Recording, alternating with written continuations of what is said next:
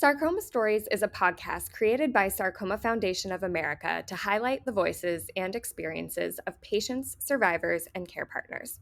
After listening, be sure to join our Sarcoma Stories podcast Facebook group to connect with the community and discuss the episode.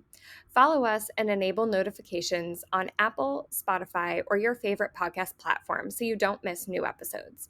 You can also find all episodes and information on this subtype or your subtype on SFA's website, curesarcoma.org. Links are in this episode's description.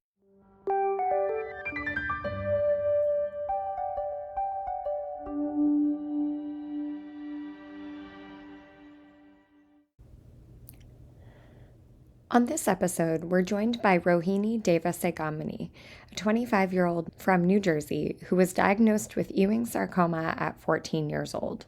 Now, a decade later, she reflects on her journey from teenage cancer patient to young adult survivor and shares how time and perspective have shaped the way she processes that experience. Rohini shares not only about her own diagnosis and treatment, but also about her father's cancer diagnosis, which came shortly after hers.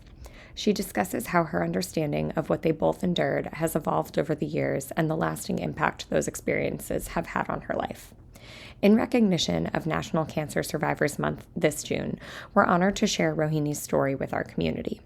10 years after completing active treatment, she offers a real look at what survivorship means, the challenges and growth that come with it, and how she continues to navigate life beyond treatment.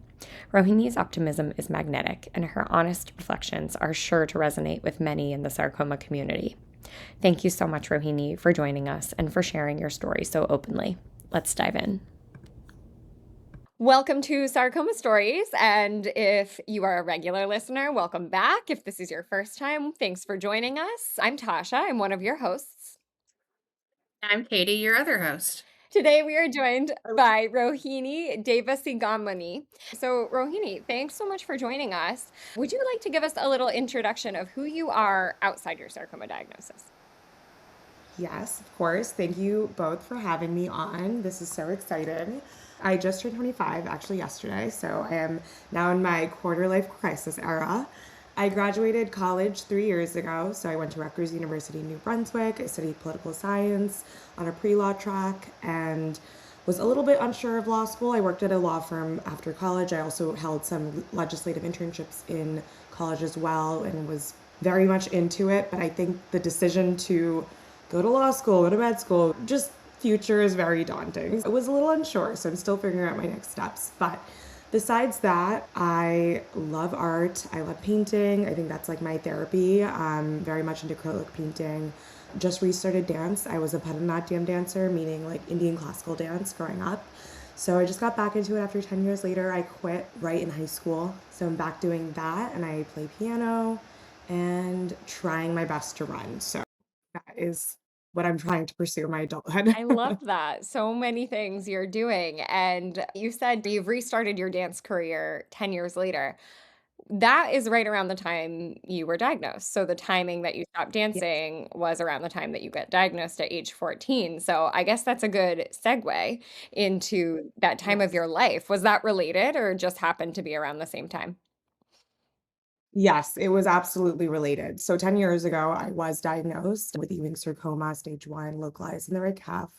And I was a freshman in high school. So I just started high school. I was 2 months in, fall 2015. And I had just given a performance too. And the reason why I was honestly really diagnosed was because of dance. So we're very much like stamina heavy. It's a lot of leg movements, and the type of dance is very meticulous. So if any move is off, you know something is really wrong. And because I didn't have stamina, my leg was a little bigger, there was something obviously wrong and off. I wasn't able to do my spins right. I wasn't able to hold the pose right. So honestly, my diagnosis is very much owed to my dance career and being a dancer. What is it like to return to dance 10 years later after it being such a big part of your diagnosis? Yeah, that's a great question. So, very much nostalgic and bittersweet in a way. I am back with my original dance teacher's academy, and her daughter is teaching me. She used to teach me as well in bits and pieces growing up. She lives in upstate New York. We do Zoom sessions online. And she says that my there's a you kind of have to do like a squat for some of like the dances. And she's like, wow, your squat is still really good. She's like, you have not changed that. So in those ways, it's very nostalgic. And honestly, muscle memory, your body doesn't forget. So it's interesting to see how I remember the next steps and the dance. And I am so happy to be back too, because I wanted to return back to dance after treatment. But I think also being in high school, the craziness of college prep and everything, it was hard to get back and maintain it. I danced freelance on the side, but being back now just feels like it was a good 10-year break, and it just was perfect to come back 10 years later. That's amazing. So 10 years ago, can you walk us through how you felt or what it felt like and the first steps that you took towards figuring out what was wrong? Yeah, I can take you back to the summer of 2015. I had just finished eighth grade and it was June, and I was also a track runner and a basketball player. So, very athletic, loved sports. My science teacher in eighth grade was our cross country coach as well. And my eighth grade spirit run, I ran the slowest. So, he's pretty upset at me. And he was like, why did you do that? And I was like, I didn't mean to run slow. I don't know. And I was concerned then, but the bump hadn't grown too big. So it was like maybe it was just an off day. So that was June. And then July, August went by and the bump did get bigger. And through dance practices, shaving my leg even, I noticed that the bump was kind of growing. And then it was in August where I was also prepping for one of my family friends' wedding. I was dancing with my other friend. Even those dance practices were a little hard. I just noticed that my leg felt stiff and I just assumed I bumped my leg against a wall or like during practice. I really didn't care much about it until one day at the end of August, I told my sister, I was like, do you notice a difference in like my leg sizes? Like, isn't my right leg kind of bigger? And she was like, holy crap, yes. Are you kidding? There is a difference. She was like, why haven't you said anything before? And I was like, I don't know. I just didn't really notice. I was also 14. I don't think I really cared that much. My sister told my dad, and my dad was very upset with me. He was like, why would I be the last person to know? He was like, why didn't you tell me sooner? I was like, I didn't think it was a crazy thing. I just assumed I bumped my leg. And he was like, this is why you were having a hard time and you ran slow and coach was upset at you. And that's kind of the day everything started. So I had my annual physical with my pediatrician before the school year starts. You get all your paperwork in. And then we told her, and she was like, I really don't think it's a big deal, but of course, let's get it checked out. And she sent me to get an x-ray. So the x-ray was the start of everything. Got MRIs done alongside CT, everything. Everything came out clear, but the eyebrow raise was the MRI, honestly. I think the MRI showed the mass in my leg. So the x-ray didn't show any mass in my bone because it was localized in my soft tissue, the Ewing sarcoma. So it just missed my bone. The MRI is what showed it in my soft tissue, and they described it as like a long fish almost in my right calf, which then, of course, led us to get second opinions, sending it over to family doctors, which then resulted in the official diagnosis. Mm. And you're at this time 14 years old. It's so interesting talking to you now because you're obviously an adult and we're having a very adult conversation. But at 14 years old, what is that like hearing that diagnosis? It was very day and night almost. It was very 180 in terms of how I had no idea until I walked into the room. And the saying goes, if you get a call and you have to come in, it's bad news. I had no idea. So days prior to that, when even my family was concerned with the reports, but they hadn't known if it was cancer or not, I was still oblivious. I was like, I have an exam. I have to study for the SAT. I have things to do, guys. Like I had no worry at all. In the waiting room when we got called in, I literally remember being on my phone playing the game. So I wasn't prepared. I remember the night before I came back home from my friend's volleyball game, and my parents definitely looked like they cried, and I was very confused. I was like, okay, weird. And I was a little confused. And I think I was not prepared until I got the news. So it was very much day and night. Once I got it, I was like, oh, wow, this is not what I expected. And even appointments prior to that, there was a doctor when I got my biopsy done that said it could be hemangioma, it could be just a mass of tissue. And there was a lot of things that were said, which probably shouldn't have been said because I think that instilled positivity and that things are okay, not cancer. And I think I only had heard the word maybe cancer when it got a little bit more concerning, like a day or two before the Mm. diagnosis. Yeah. And I'm imagining, as a 29-year-old, when they told me I had a sarcoma, I had no idea what a sarcoma was. Did you and your family, when you were 14 years old and your parents also, did you all know what a sarcoma was, or was this the first time you were hearing about it? First time, absolutely. I had no idea about sarcoma. I actually, when I came home from my friend's volleyball game, it was in October, so it was for breast cancer. So we are raising money for our friend's mom, but I had no idea none of us knew what sarcoma was. And we had no family history of cancer to begin with, but we had no one around us that had even had cancer. So this was like almost like a movie. It felt very surreal.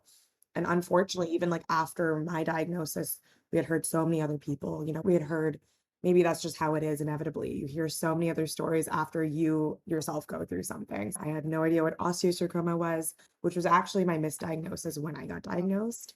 I was misdiagnosed initially, and then they realized it was Ewing's. How did that impact your treatment plan? It was thankfully a 5-minute Okay. amendment. Once they realized that was a mistake, and so it wasn't even deep into it. It was a pretty old doctor who unfortunately didn't read the report right, so it did say Ewing's. I don't know where he got osteo from. So when they said osteo and they said it was in my bone, my dad had said, "Didn't the X-ray show it wasn't in the bone?" Which had actually led to the proper amendment and being like, "Oh, it actually is Ewing's." So that was thankfully reverted very quickly, and hadn't cried yet. My mom was immediate. She cried immediately. My dad was locked in, trying to ask the best questions, trying to make sure that we were on the right plan.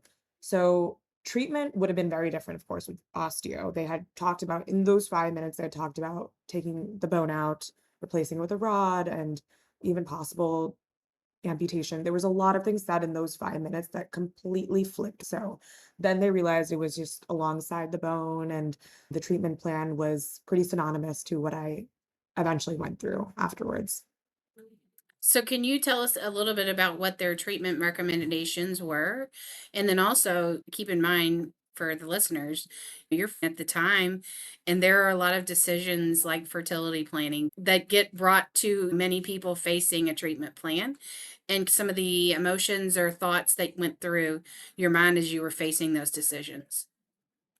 Yeah, the treatment plan was pretty immediate. They wanted me to start as soon as I could, and I really just wanted to do Halloween. I was like, "Could I just have Halloween to myself before I start treatment?" Of course, being 14 and a little brat, I was like, "Just that." And it worked out because we had talked about fertility, like you said, so they were thankfully I had my period. It was good that all I had to do was just do those 2 weeks of hormones and then go through freezing my eggs. So in those 2 weeks, I was able to have my Halloween, go through my fertility freezing process. Did they bring it up to you, But or is that something you or your family had to bring up? they brought it up to me, and I think it was almost missed. I honestly am not even sure if someone had brought it up, but I think it was almost missed from my recollection. And so it was a good thing that I went through it and had that, opportunity. It might have even been brought up because they were saying, the possibility, 10 layers down the road or whenever I want to have a family. I think maybe in that discussion that had come up. So I went through that and I was able to freeze 38 eggs. And right after that, I started chemo. The way they had described the treatment plan in terms of chemotherapy was, I think, a standard of 7, and then I could be a part of trial drugs. So that would be 13 in total. And so I was very much ready to be a part of clinical trials and go through that. And then somewhere in the middle, they would squeeze in radiation. So I think that was kind of like a play by ear kind of situation. But after around 4 rounds, I started radiation on my right leg. And so that was for 28 days in February of 2016. And then a few more of the last drugs. And then I started clinical trials for the summer of 2016. And I was supposed to do 13 treatments actually, and I was only able to do 11 out of the 13 because it really did take a toll on my body. My counts were very low. I think treatment was even prolonged. I think it was very close to a year of full treatment in terms of when I started and finished because it took so long for my counts to come back up and the whole ordeal to make sure you're kind of healthy to start the next chemo cycle. So I endured pretty much all of the side effects, but the treatment plan that they had initially said was pretty synonymous with what I ended up going through. So, chemo, radiation, and then you mentioned being a part of a clinical trial. Could you share a little bit about the decision to go on a trial? And for our listeners, also remembering this was 10 years ago. So I'm always curious to hear about people's decisions when going on a clinical trial and how that conversation went between you, your family, and your team. But I think that's really interesting, especially because this was a decade ago. Yeah. I'll be as detailed but as brief because I don't want to say the wrong information because I was 14. I don't remember exact details, but I would read up as I got older to just to understand what I went through. If I'm not wrong, I think around the late 2010s, they had started this clinical trial for Ewings and I think maybe other sarcomas. I'm not entirely sure. And so it had been 5 years since it was okayed and people had gone through it, that we, I think, as a family, felt comfortable to pursue the clinical trials. My family friend, my very close family friend, is an oncologist, and so from his understanding, with him also just guiding the way through everything too, I think it was a huge family discussion and we felt pretty confident and comfortable to start it. Also, just based on general conversations with my own oncologist, it felt like the right decision given my stage was it was caught very early, thankfully. And so it was almost kind of like a security blanket or a reassurance to just do it. I will say I was very involved in every conversation. I was a huge listener. I would write notes. I tried to soak up as much as I could. I think even honestly, years after that, I got a little bit nervous, just being older, considering what I wanted to do with my career and considering medicine. I think I got a little bit nervous reading more about it. But from my understanding then, I think it just felt right in terms of treatment plan. So it sounds like it maybe wasn't an early phase 1, 2 trial. It was a trial that had been open for some period of time where possibly some results had been reported. Did that make you more comfortable going into it? Yes, I think it made me more comfortable, and I think I'd also put trust in family and let them make the decisions, of course, being so young, but I, at the end of the day, had the decision. I could say no, and I felt confident to say yes. I think also it's a interesting point to talk about that like a clinical trial for you was used as your first line of treatment. I think clinical trials get misunderstood as a last ditch effort when in reality they can be used as frontline treatments, and that's exactly in this case what happened for you, it sounds like. Yep, definitely, yeah, I think it was good because I also didn't finish all of the cycles as well. I did 11 out of the 13 in total. And even with the decision, I know we mentioned it briefly with radiation and surgery, that was a whole debacle as well because it was so localized in my calf and I could go through surgery. Radiation just felt like it fit more right and trials almost just felt like a good and, just a good security Yeah. measure to just make sure that everything was good. If I didn't do the trials, I would have had a couple more chemotherapies after the radiation. But with the decision with surgery and radiation, that was also a whole thing to decide, I guess, in general with the treatment plan. Yeah. Yeah. A lot of what you're Mm. talking about too is the decision making that goes into a treatment plan. And you're young, so of course your family is involved in this at the time. But I know something you mentioned in our preparation for this podcast was family dynamics. So could you share a little bit about what those family dynamics were like for you going through treatment as a young 14-year-old and your observations on that now as a 25-year-old? Yeah, it's so interesting again to be 10 years down the road and see it 10 years ago and see how things have changed and to have a bird's eye view on it. But I would say, fortunately, I had the best family and friends, support, extended family. So I come from like a big Indian family. So there's no formality. People are in and out the door constantly. So I think it really helped to have cousins, aunts, uncles, everyone there and help. I think in that aspect, family dynamics really changed for the better in terms of help and comfort and people. I'm very close to all my cousins and my aunts and uncles, so it was very much like a big household all the time. But in terms of just us four, my dad, mom, sister, and I, It was very interesting because my sister was in her last year of college. I was early in high school. It was a lot of stress in terms of how everyone is handling things. She was finishing up her thesis at Princeton. There was a lot of moving parts for people and how to handle their own emotions. And my dad actually also was diagnosed with cancer in between my treatment. It ended up being stage 3 non-Hodgkin's lymphoma, T cell, I think. Yeah. It was right after I finished radiation. So my dad was taking me to all my radiation appointments, 28 days in February to New York. And so I think that was just a huge shock because it was a whole different ball game. And definitely in terms of family dynamics, that changed because it was now both of us going into the hospital. My mom trying to figure out how to balance work and bring us to the hospital. My sister finishing up college. And my dad still had a lot more treatment by the time I had finished. But it was just a lot of changes that we were not expecting. So it was him trying to also figure out, my school situation. He was a huge academic, so he was on top of me in terms of school. So that also changed because he couldn't give his 100%. It was, of course, as best as he could while he was going through everything. So a lot of It's a changes. lot. I mean, for a family who had never had a history of cancer, you get diagnosed, and then in the middle of your treatments, your father gets diagnosed. And so that's not only decision making about one treatment plan, now you have two in the family, and it's a lot to move through together. But something you just mentioned too is he was passionate about your academics, and you were homeschooled your freshman year of high school. Is this related to the fact that you were going through cancer treatment?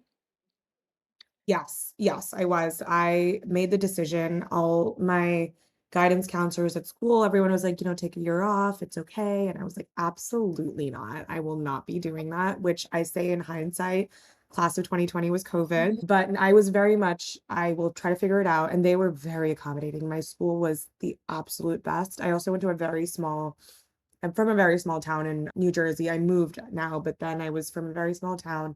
My graduating class was 136 in high school. So very small. It wasn't even a private school, it was a public school. So they were very much, let's figure it out together. They kind of held my hand through everything. My principal, the vice principal, everyone was such a huge community. I don't think I could have done it without them. So they were able to figure out a schedule. And so I had my actual teachers because I started high school already. 2 months in, I had my schedule set. So they kind of did like 2 semesters almost. The first semester was math, English, a few subjects. And so they would come to my house and teach me. And the next semester was the same. They would come to my house and teach me. So my dad was very involved as well. He loved every subject, huge math nerd. He got me through geometry, I would say, ninth grade too, during chemo. I think he also believed in me in that sense that she was like, she wants to go through school. I think we should let her. As a 14-year-old, did that give you a sense of normalcy as your world has been completely turned upside down? Yes. I think if I didn't go to school, I would have gone crazy. I was in the hospital having morphine put in while doing flashcards for SAT prep as if I had to do it in ninth grade. I was very involved, and I think it kept me grounded in a way just to be like, I have something to do and I am taking the next steps for my future, even if this is my current. Visited my high school like a couple of times as well with my little wig, and I would come in with my after detaching from my Mesna bag, I would come in and just see my friends in school. Sometimes I talk to my family about this. They went to a really big public school. I don't know if they would have been as accommodating because of how they figured it out with me. There was a student who was diagnosed with brain cancer 2 years younger than me, shortly after me. And because of my treatment plan or how they figured it out, they were able to help him. And so we would talk, I would help him. So I'm very glad I got through school. And it was hard, I would say. I think I had foundational gaps. I think ninth grade is kind of like the foundation for chemistry and biology, math foundational concepts that I did have some struggle in 10th grade when I was back in public school. So I think there was a lot more strides I had to complete, a lot more effort on my end to just push through and like lock in, which was the hard part. I think that's just the reality of going through health issues. It's almost like you helped your school create a protocol that didn't exist, but is necessary for children who are going through cancer treatment. But also, how much of the return do you think was difficult because of the side effects that follow you into survivorship? Do you think it's Yeah. credited to the fact that you were homeschooled for a year? Do you think it's also partially because chemo brain or whatever else follows you into survivorship? I would say it's definitely like a cocktail of everything. It was like I couldn't attribute it to a certain thing because I also was like, oh, maybe it's because I would always make an excuse like for the reason why I was behind. Also because I was a little embarrassed. I was like, I don't know why I scored a little low on this test where, duh, I had cancer. I mean, in my ninth grade, I did really well. My teachers were such a guiding force for everything. They really did help me. But yeah, my return back to school, when I went back, it was 10th grade. I was a sophomore and it was like 2 months in. So it was probably like early November, end of October. And it was hard. There was only a couple of teachers that were the same teachers. There was two others that were different than the teachers I had when I was back. So I think that transition was really hard, especially for my harder classes like AP Chem and like math analysis honors. I remember having a very, very hard time with my math teacher because she didn't really understand the concept of cancer and why I wasn't scoring well on my tests. And then I think it actually took her until my dad. So to jump back to my dad. My dad didn't make it. He passed away January of 2017. And so it was a little after his stem cell transplant. He had finished some chemotherapies. I had just kind of settled a little bit into school, public school. And it was very sudden. We thought he was doing well, and then he was in the ICU. It hadn't even actually took that part until I prefaced to my teacher, my dad was in the ICU, for her to understand, wow, she is definitely going through a lot. And it's not just her, it's her father. Because I think she couldn't understand. She almost thought it was like a flu. Like, okay, you're back. You should be better. Why are you chatting in class? Shouldn't you be focusing? And I remember that just really affecting me. I think I had a hard time adjusting in that sense. But I think after all of that, she really did help me, my teachers. And I think for that specific class, that specific teacher, I don't know if it's fortunately or unfortunately, I think her just kind of, I think understanding the severity of the issue, she kind of was empathetic afterwards in terms of school. You mentioned that your father unfortunately passed away. How did that weigh with you having gone through treatment at the same time and you are living in survivorship and not only a child losing their parent, but having had that threat to you at the same time? So I guess I'll explain it in chunks and end it with as a 25-year-old. But when it happened, I think I had really no understanding still. I was quite confused. I don't think I had processed it then. And even with his diagnosis, him going through treatment, I hadn't really, we would see each other sometimes at the hospital, but he tried his best not to let me see him a lot because his treatment was a lot more aggressive. He was going through stem cells transplant, and also we were both immunocompromised, but I really just didn't understand the severity. I would read up a little bit about it, but I also didn't want to scare myself. So when he had passed, I talked about in terms of grief with other friends and family, where it'd almost be like he had passed, but I didn't process it. So it was like a month would pass and I was like, oh, dad, was here just a month ago. It was just 2 months ago he was here. So I really honestly didn't process it. We were very close too. My dad was my sister and I's best friend. He would talk to us at everything. I would tell him about my cheeky crushes. So it was a blow in that sense because I was very shocked that was just stripped away from me immediately.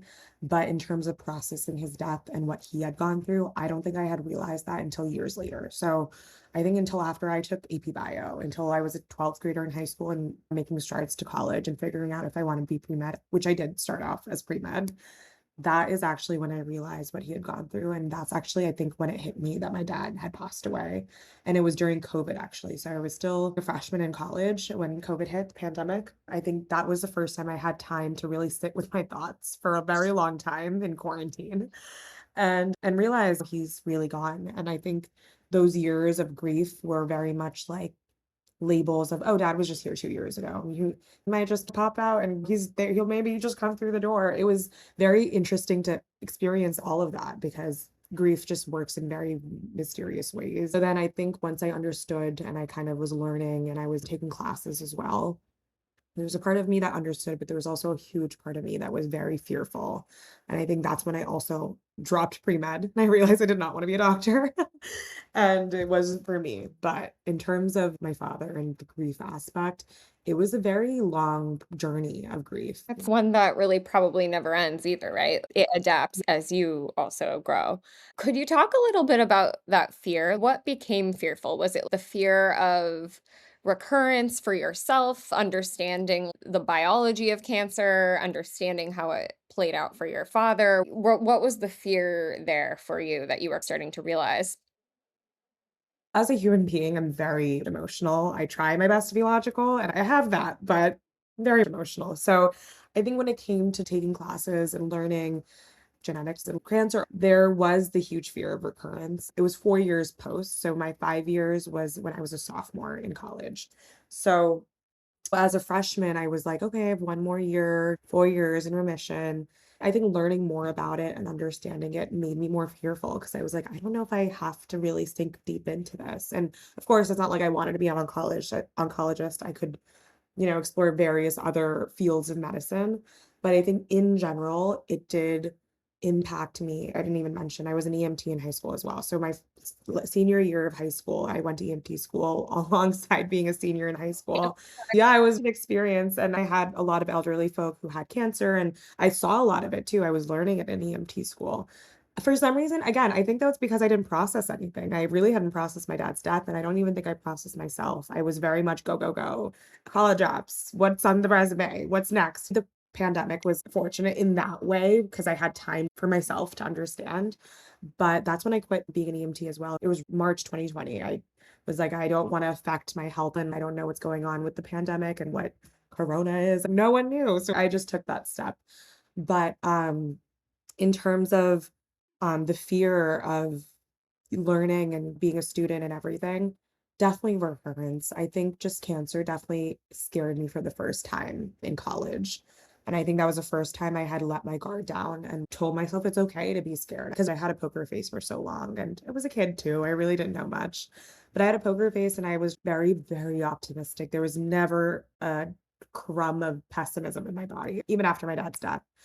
That I think that fear let me also make better decisions for myself in the long run. I was like, there's no need to push med school either. But it wasn't something I also said growing up. I wanted to be, I think it was very much a thing I wanted to do, almost like yeah, I survived cancer. I can also be a doctor. But no one was pushing me to do that. Maybe it was an internal push and fear of failure too. I have listened to your TEDx talk, and you Oh, cover thank a lot of you. these topics in that. Yeah. So if you could tell our listeners a bit about your TEDx, and we'll link it in our show notes, but how you present these topics in that. Yeah, the moment I realized I can cry and it's okay to be scared was exactly when I started writing my script for my TED Talk. And I wanted to give one. I've always loved TED Talks. I would watch them during treatment in the hospital years prior. And that was the first time I think I realized I would love to give one. And so I kept writing and writing. I didn't get it the first time. I didn't get it the second time. I got it my third try, my junior year of college. So it was a lot of also understanding what I was going through because it was the years of remission, the years following it, the years prior, and just being a teenager, an adult, and a college student going through this process of survivorship where I really understood it. I wrote about the power of resilience and how you don't have to be strong all the time. And that was kind of the main element of my story, where there were so many moving parts of my journey, not just myself with my dad, and everything clumped together was just a lot. And so I only garnered perspective years after and in college. And I just felt like that was a perfect time to talk about it. And so I shared my journey and how I thought I had to be strong. I thought I had to tell my family it was okay, which I did. I definitely was optimistic through treatment, which helped me. But it was the years after that really affected me, where I cried a lot. And I was like, this was scary, guys. I'm shocked I had cancer. And I am very fortunate to have that experience and thankful for Rutgers too. I gave it at my college. And I think I'm still even learning from my TED Talks. I will say, watch it sometimes, just be like, what did I say? Okay, that makes sense. Let me carry that with me now. It's a learning process for sure. Yeah. Well, I like what you just said about resilience. I think resilience gets linked a lot to the stereotypical idea of strength, but I like what you just said about how it means not being okay all the time, and there's strength in that. So I love Mhm. how you framed resilience as not necessarily this big, strong, heroic act, but actually the ability to be vulnerable and the ability to feel and process and move through the hard stuff just as much as finding optimism and joy, which is something you're passionate about doing as well and talk about. I Yeah. think that's incredible. Yes. Thank you. Thank you. And I also like that you learn from yourself time and time again, because saying something at one point in time doesn't mean that's how you feel all the time. And sometimes you need those reminders, even if they're from yourself, of being like, oh, yeah, that is how I feel, or that is how I'm going to decide to go forward in this. So I love that. Yeah.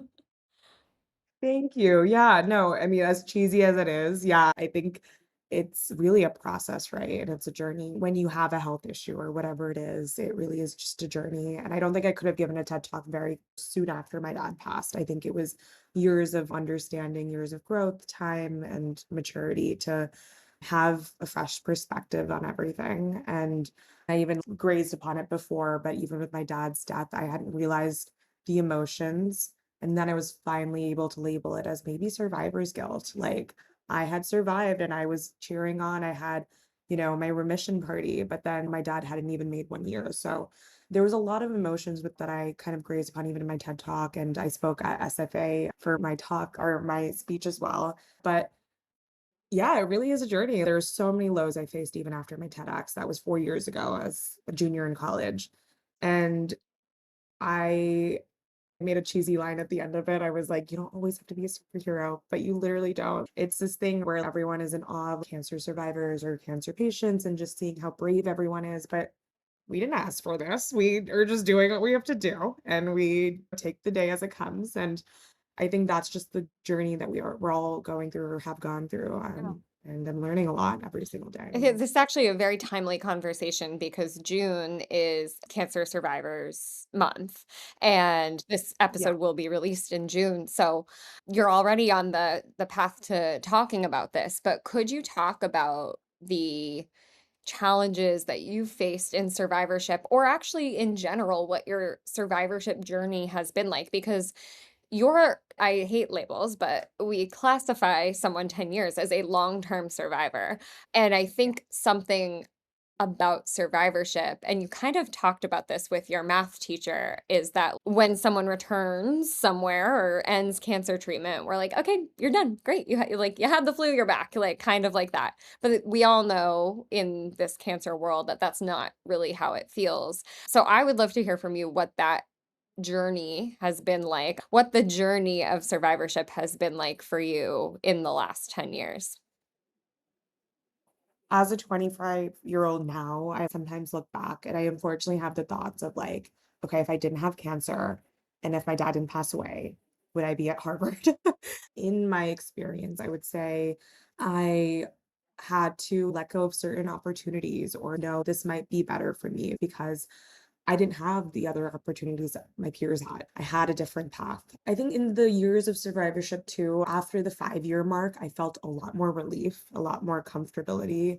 Leading up to the 5 years, I just remember hiding my anxiety and my nervousness because I was like, okay, get the PET scan done, X-ray, MRI, come in, come out, CT scan, just keep it as a routine. But there was that nervousness with all of it. And I think after the 5 years, there was a little bit of shoulders loosened and was like, now you can maybe think about what you really want to do. And I think that was the hard part of where in the first years of like ending treatment and going into survivorship, I truly had no idea what I wanted to do with my life. Or as a high schooler, everyone would be like, oh, what do you want to do in college? What do you want to major in?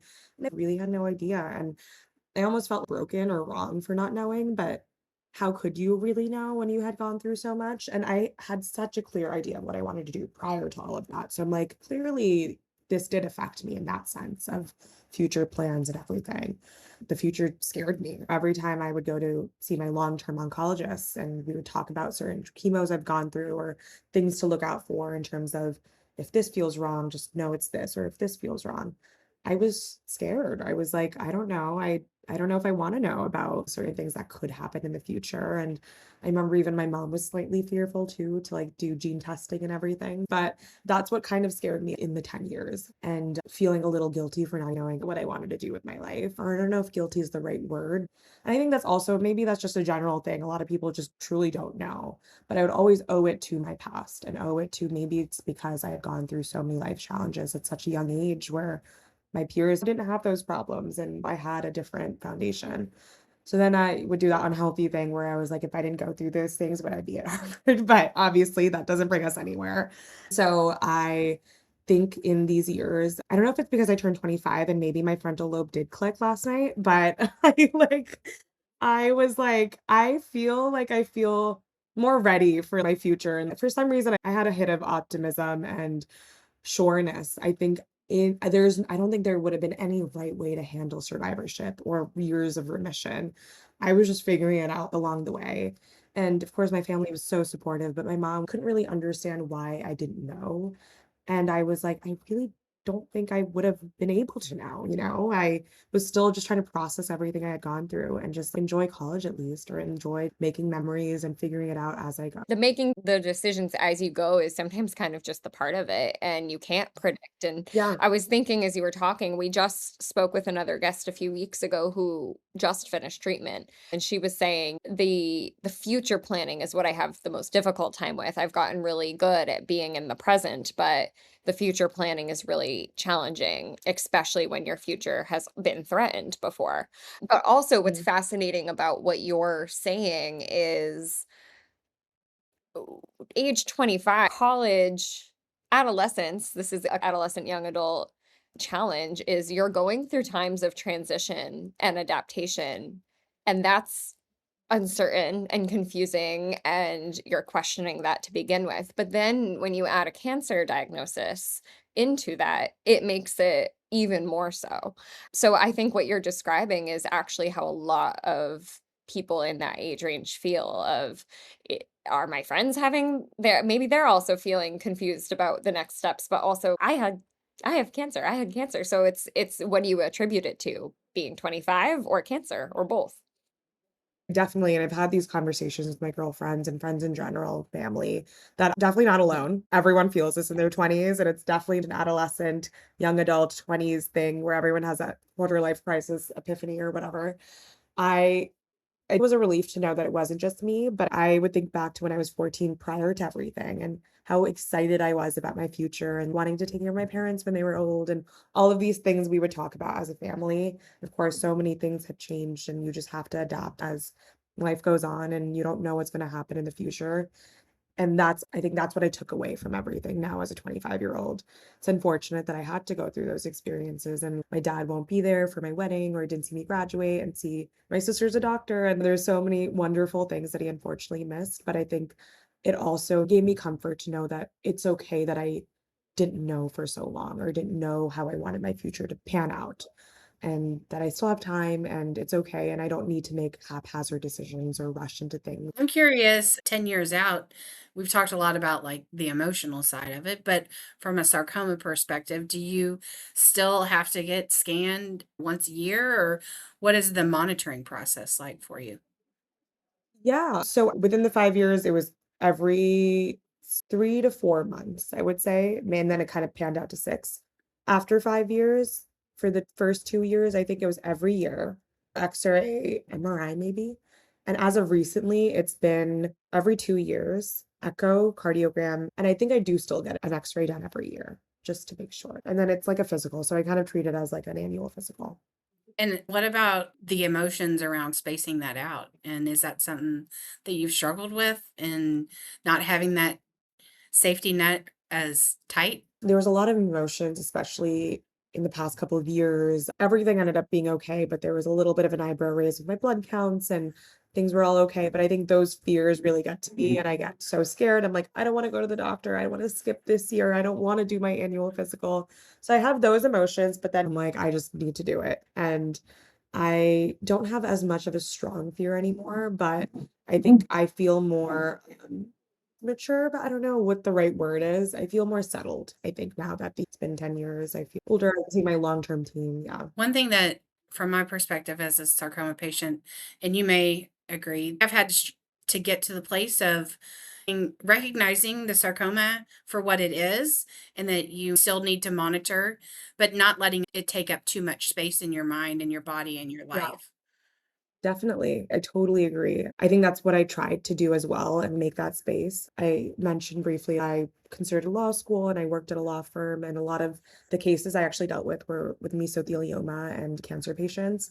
And I realized that was very triggering for me. So taking honestly even that space and knowing I don't know if this is healthy for me, I can't be the one to do it, was okay. I felt okay about it and was like, it's the best decision for Yeah. me.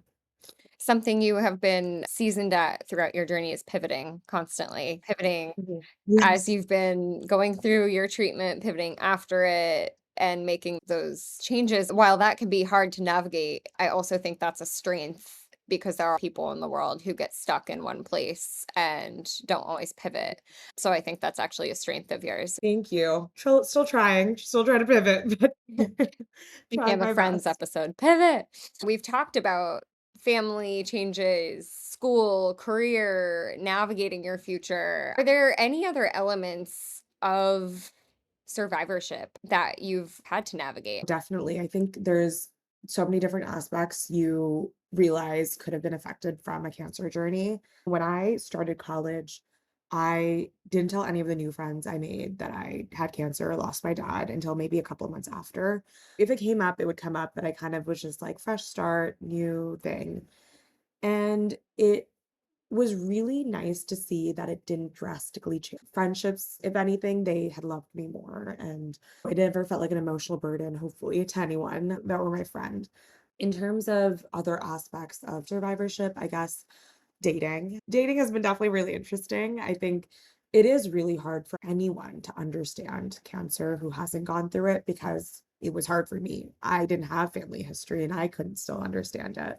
So I don't blame anyone in I think in the aspect of dating, but when I am dating, I sometimes get a little nervous about my past just because it is a little sensitive and it's hard, and I don't expect everyone to understand. And I think in general, even with friendships, none of my friends have honestly gone through anything this drastic, but I don't look for them to understand in that way either. It's just the empathy, you know. I feel like I'm not explaining this as eloquently, but that is something I struggle with. I think I get reassurance from my friends knowing that if they are just blatantly dismissive, they're clearly not the one either.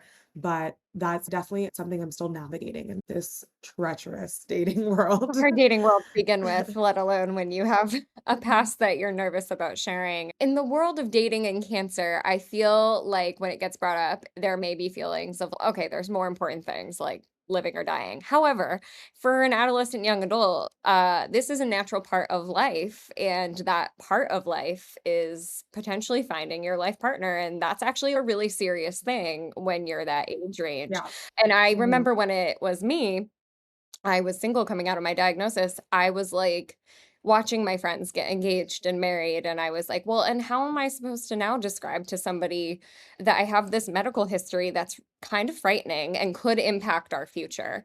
How do I explain Yeah. to them the difficulties that we may have with family planning due to my fertility now? And what Mm. is it that is kind of fearful or uncertain and that you look to your friends for reassurance about when you approach the dating conversation with people? Yeah, I think when I look to my friends for even reassurance or just talk to people about it, it's more to understand their perspective as friends in that relationship. Because at the end of the day, these are all different Yeah. relationships that you're having with people. And they've been the absolute best, whether it's my high school friends that were there with me during chemo or my college friends that were so supportive. I think that even that reassurance and how our dynamic works is something I look for in like a partner. And in my experience, sometimes I think I close off because I don't want to feel like a burden or I'm burdening someone with emotional baggage. But from my friend's perspective, they've definitely reinstilled in me that I'm not, and that is not the case. And at the end of the day, everyone goes through things in life, and life is only going to be lifing, right? So the last thing you want is for someone to not be there for you just because one thing happens. I think that's a really important Yeah. reminder to other cancer patients and survivors who may be navigating dating. And I think this goes even for not dating, because I remember feeling like, oh, I feel like a burden to my family that they have to take care of me or all of these different things. And I might feel that way to a partner, that I come with a lot of baggage. But I think what you just said is a really good reminder that not only do we all come to the table with something, life continues. And in any partnership and in any person's life, life is still going to continue happening. So whether you're bringing quote unquote baggage to the table or not, there's going to be something that comes to the table anyway at some point. And in some ways, it's kind of a gift to get yourself into a relationship where you're like, oh, can you handle the life? No, definitely. I completely agree. And I think I have that perspective as a 25-year-old now because as the years go by, I want to be with someone who completely, thoroughly understands me for me and be there for me for future occurrences, touch wood, but that's what you want in a partner as well. And that's something you also don't really understand in college. I think even when I talk about my past or navigating that in the dating world, I really didn't know what I was doing in college either. I was just trying to also get through college and do my own thing. I think even in college, in the whole aspect of dating, I was actually still going through those emotions. So I remember when I was dating and like a partner wouldn't understand, I felt maybe I should close off because I felt like I was putting too much. This was right around the time I quit pre-med and switched to pre-law. And so realized, this was a little triggering and I didn't want to be a doctor. And so I don't think a lot of people really understand or know what the right thing is to say. But then again, that means just finding the right person and like going through this again, treacherous dating world. But I think that's my understanding or my experience with everything. Right. Yeah. It's like every experience brings you closer to the right opportunities. And I think there's Yeah. kind of a perspective to look at it that way. But the way you're looking at all of this, career, dating, learning what's not right for you, is actually bringing you closer to the things that are sooner. We usually ask two final questions. What is a message you would want to leave with our listeners today? I would say comparison is a thief of joy, and it's something I've really had to instill in me for a long time. I think that's a very human reaction, right? You're constantly looking at what they're doing, accolades they've achieved. Everyone's getting engaged. I mean, I'm at the age where everyone's literally getting engaged and married, and I will only keep going. And I think that's just a human reaction to seeing things in society. So I think I've just had to like reel it back in and ground myself and know where I'm at and that everyone has a journey. For example, career wise, I've gotten the advice where people have said, you would think that I did X, Y, and Z to get to where I am today, but I had no idea what I was doing. And I just ended up being in a great position today. And I think that applies to a lot of other things. You look at people thinking that they had everything figured out and everything was perfectly aligned to where they got to. And they've attained all the success, but that's really not the case most of the times. And I think really learned that through my journey. I think I've even had people come up to me and be like, wow, like you've done so much. I believe you have your life all figured out. It's so perfect. And I've laughed in my head because it's just not the case at all. I really don't think I have everything figured out. And so I would definitely say comparison is a thief of joy. Good advice. That's a great message. If our listeners want to connect with you after, how can they do that? Yes, I am on Instagram. I'm Rohini Dave at Rohini Dave. So it's my first name and my first four letters of my last name, Rohinideiv. And I'm also linked. We'll link both of them in the Yeah. show notes too. Oh, I'll also say I have a page about where I talk about my journey on TikTok as well. It's called Rohini Talks, Rohinitalks, on TikTok. So I do talk about my journey and everything I've gone through on that platform That's as so well. great. Do you have current patients reaching out to you there? Yes, I actually do, and it's been very cool. I started it in New York. I lived in New York when I worked at the law firm, so I have been doing it for around 2 years. I'm not as consistent, so I'm still trying to learn this content creation thing because it's this whole thing. But so many people have reached out that have been various different cancer survivors, Ewing's, leukemia, Hodgkin's, so many different cancers, and it's so interesting to see what they're going through and also just be a helping hand in any way it can be in terms of guidance, advice, anything I can do. So it's been very cool to kind of connect in that way. So I'm imagining myself when I was first in treatment and how much I wanted to connect with somebody who had been in my position and had looked on TikTok and couldn't find anyone. So I feel like for somebody, Oh, for a lot of people, I won't just say somebody, I'm sure for a lot of people, connecting with you on there is life changing. So that's really yes. great. Yeah, yeah, for sure. Well, Rohini, thank you so much for joining us for this conversation. I'm looking forward to people Mhm. hearing. So, thank you for sharing your journey with us. Yes, thank you both so, so much. It was so lovely being here and chatting with you guys and looking forward to seeing you guys hopefully soon sometime. Loved this yap session. Thank you so much for being with us.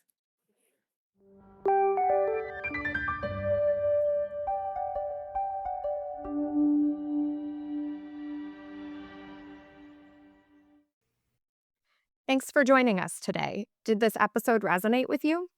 You can join the discussion about this episode in our Sarcoma Stories Facebook group, linked in the show notes.